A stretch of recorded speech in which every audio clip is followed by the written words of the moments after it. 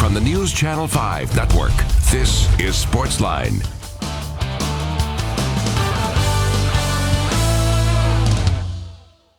Good evening, Nashville. Welcome to SportsLine right here on News Channel 5+. I am Jon Burton, filling in for Steve Lehman, who is on assignment. We'll be with you tomorrow as well, and Wednesday right here on News Channel 5+. So good to be on a Monday, a rainy Monday here in Music City for SportsLine. We got a very special show tonight. For those that don't know, I've been taking on a new endeavor since last November. In addition to my duties here at News Channel 5+ and News Channel 5 Sports, I also have dabbled into a little bit of radio. I'm working at WNSR, Nashville Sports Radio, and I'm doing a little show we like to call the Greg Pogue and Jon Burton Show. And we do 2 hours in the morning, 9 a.m. to 11 a.m. And if you can't get enough of that show, if you've been listening, well, guess what? We got a special treat. A bonus hour of the Greg Pogue and Jon Burton Show, because joining us here in studio is my man, Greg Pogue. Pogie, how are you, man? Thanks for being here. Well, thanks for inviting me. Well, good to be here, man. Well, here's the thing. I know that you were a frequent guest on this show during the Hope Hines administration. And when we started working together, you made it clear that you would love to come back on SportsLine, and we've been trying to make this happen. This was supposed to happen last week, right? But you fell a little ill. It's that time of year, and I know you're a busy guy. You got, as you say, you got about 14 paid hobbies. Your schedule is crazy.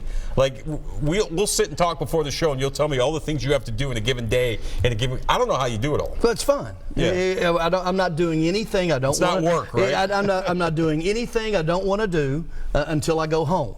And then, Greg, so many great years for you working in TV and radio and print here in this market. You've seen it all. You've done it all. I mean, like you said, man, it's still fun for you, obviously. It still keeps you going, still gets you out of bed in the morning. All the things you do, whether it's radio, print, broadcast for TSU, you do your jazz show on Sunday nights. I mean, and I can always tell you're never in a bad mood. You're always ready to go. What keeps you rocking and rolling? Fun. I mean, it's, why slow down? I mean, like I said, I wrote for the Nashville Banner and Fox Sports and for a long time, and 30 years. And that became work. It really did, and I loved every bit of it. But that I used that as a conduit to branch into other things, and being around here, getting to know people, meeting people, and just the radio thing sort of was a natural byproduct of the newspaper, and that expanded, and then did a nightly TV show here on another station for quite a few years. And as you mentioned, I do a jazz show. I'm a huge jazz fan, and I don't know, I just TSU. I do all of their play-by-play, and it is. But everything I do is a paid hobby. It really is. I mean, I'm just enjoying it. Well, you're a media mogul in this town. You have your own media company, for goodness sakes. A mogul would mean you don't have 14 paid hobbies.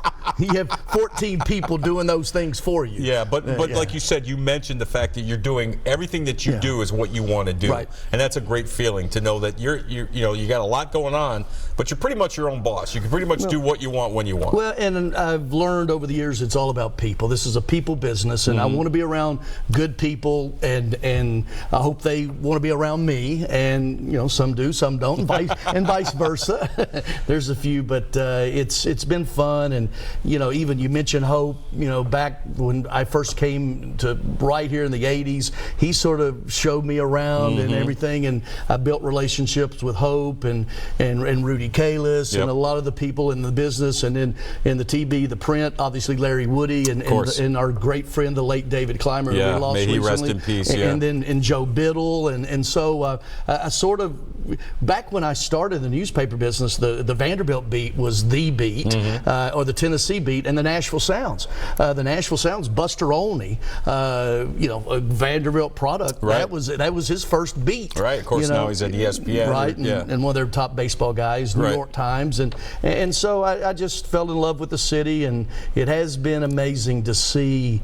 If you'd have told me, 25, 30 years ago, NFL, the NHL, now we've got the MLS, maybe. Now we've got, we'll see about that. We've got the fairgrounds with racing again, maybe, and where all that's going to be, and then just the groundswell. Even if you'd have told me 10 years ago, Major League Baseball, I said, no way. Right. But now, I don't like, and I know Butch Spiriton, who's head of the tourism, in Music City Visitors and Tourism Corporation, doesn't like the "it city" term. I mean, but we've done a really good job of marketing what we're all about. But a lot of people don't like the growth. Yeah. And I look at it this way: the toothpaste is out of the tube, right? Right. I mean, it's out there. So there's no way you're going to keep this city a secret anymore with everything that's happened. I mean, I've been here going on 8 years, and everything that's happened from when I got here in the spring of 2002 to now. I mean, it's just been incredible what's happened to this city. And I mean, you're basically from here, just up the road in Bowling Green, Kentucky, born and raised, correct? Mm-hmm. Yeah. What was that like for you? That's a beautiful town. Well, it is. It's a charming little college town. I visited there a couple years ago. It's not little anymore, like Murfreesboro. It used to, but I grew up there, and both my parents went to Western Kentucky. My dad played college ball there, went to the Navy, came back, and got his coach. He was a high school and a college basketball coach. So that's where I got it for the legendary E.A. Diddle up there, and so I grew up. Because in Bowling Green, the TV market was Nashville. Right. We had one local affiliate, but I grew up watching Hope Hines on Sunday morning interview the great John Merritt. Right. And that's where I fell in love with TSU. Believe it or not, in the late '70s, growing up watching that, and I gravitated to that, and Howard Gentry Jr. and my radio partner Albert Dawson, and I got a lot of people thinking, and our friends at WNSR 560. I've called that radio station the little engine that could. Oh, they're amazing. I mean, family owned and operated, and by the Johnsons, and they have been so good to me, and so have you, by the way. I want to take this opportunity to thank you publicly to kind of take me in, because it was you and Joe Dubin for a long time. Our buddy from Channel 4. And you guys used to have me come in and guest host every now and then, and I never thought it would lead to an opportunity like this. Joe went on to do other things, and then, you called me out of the blue one day and said, hey, you know what, let's have lunch. I got to talk to you. Well, our station general manager, Ted Johnson, and operations manager, his son, Adam, you came in like on vacations, like you would fill in or this and that, and it was a natural. You're the only person that we thought of, quite frankly. That means a lot. And it worked out. So we're having fun, and our partner, Crazy Charlie. Yes. We got a guy named Crazy Charlie, and you two guys. I'm going to interview you. I've learned more about professional wrestling because do you think a lot of people that watch you on Channel 5 know your wrestling background? I think a lot do. That was kind of when I first got here. That was kind of a big thing, because actually when the memo came out, the inter-office memo here in the building, that I was coming to this station. Sandy Boonstra, our news director, our great news director, she put it at the bottom of the things. John has done this, and he also spent time as a professional wrestler. So for a lot of people that were working here at the time, they thought I was actually a professional wrestler that was giving this TV sports thing a try. But no, that was actually something that I had done for a while when I was working in Pittsburgh, doing radio and TV in Pittsburgh. And so Charlie, of course, was a professional wrestler down in Georgia. So we kind of speak the same language. Oh, the jargon. Yeah, I've learned the jargon. I'm like, what do you guys we talk about taking bumps and kayfabe and stuff like that. And so the viewers of this program have gotten to know that, because I've had a lot of professional wrestlers or professional wrestling announcers. I had the great Jim Ross on this show one time, and so they know that this is, if you want good wrestling coverage, this is where to go. Well, what were your names? I'm interviewing you. Yeah, no problem. No problem. What were your? I wrestled as myself. Okay. Okay. I wrestled for two companies. I wrestled for a company in West Newton, Pennsylvania, and one in McKeesport, Pennsylvania. It's all in the Western PA, Pittsburgh area. I was a good guy in one company. I was a bad guy in the other company. Now, the good guy, Jon Burton, wrestling character, is a lot like John Cena, right? Athletic baby face, love the crowd, love the kids. Try to be a role model. I got the folks behind me, and I'm going to give this wrestling thing a try. Bad guy, Jon Burton, wrestling character. I was big homie Jonathan Burton from New York. I was above all this whole Pittsburgh thing. We did a show a week after the Steelers lost the Super Bowl to Green Bay in Dallas. Remember that? And I covered that game, and we came back, and I came out and I had an Aaron Rodgers jersey on and a Green Bay Packer hat, and they were booing me out of the building, and I talked about how the Steelers are choke. You know how they feel about the Steelers.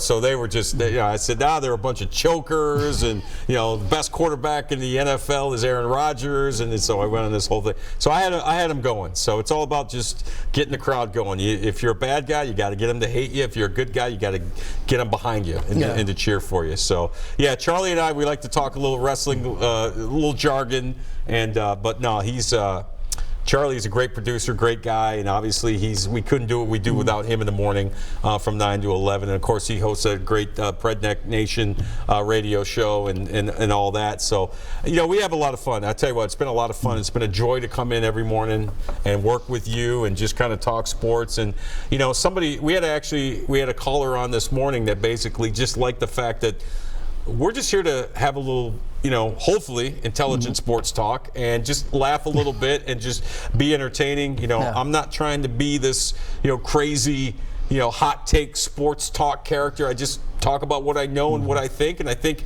you're kind of cut from the same cloth. Well, and I do want to say this because I was with 560 a long time, left, came back, and our lineup right now with Bill King in the morning, I mean, he's the college football guru. He is the king. I mean, he's got like 30,000 Twitter followers. His audience is national, and then George Plaster, Plaz from 2 to 4, and Johnny Ballpark Franks, and now Steve Wrigley. Yes, our buddy Riggs. Riggs is over there. So our lineup is as good as it's been, and I think the management style is to give us enough rope to hang ourselves. Yeah. The one thing Ted Johnson told me, he said, you know what? He said, just have fun. Yeah. That's all he said. That was his only instruction. It wasn't, hey, make sure you do this or make sure. He just said, just have fun. And that's what we do, man. We come in the morning and we chop it up and we have a good time. And I really enjoy, and I really, like I said, I want to thank you for bringing me in, and Charlie and everybody at WNSR. And I would be remiss if I didn't thank the staff and management here at News Channel 5 and News Channel 5 Plus for allowing me to do this. So you can catch us every weekday morning, 9 to 11 on WNSR Radio. And we hope, if you haven't yet, give us a try. Check us out. But we got the Pokester here. We're going to come back, take our first break. We're going to come back and ask you about some things going on locally and nationally in the world of sports, get your knowledge. And I don't know if you know this or not, but there's a little thing going on with the soccer stadium. Gary Sharp just spent the last hour talking about that with you. So I want to get your thoughts on what's going on and what a possible resolution could be. We're going to talk Titans. We're going to talk Preds. We'll talk UT. We'll talk Vandy. And your phone calls as well. Talk to the Pokester. Talk to us. Hour number 3 of the Greg Pogue and Jon Burton Show right here on News Channel 5 Plus and SportsLine. Stay with us.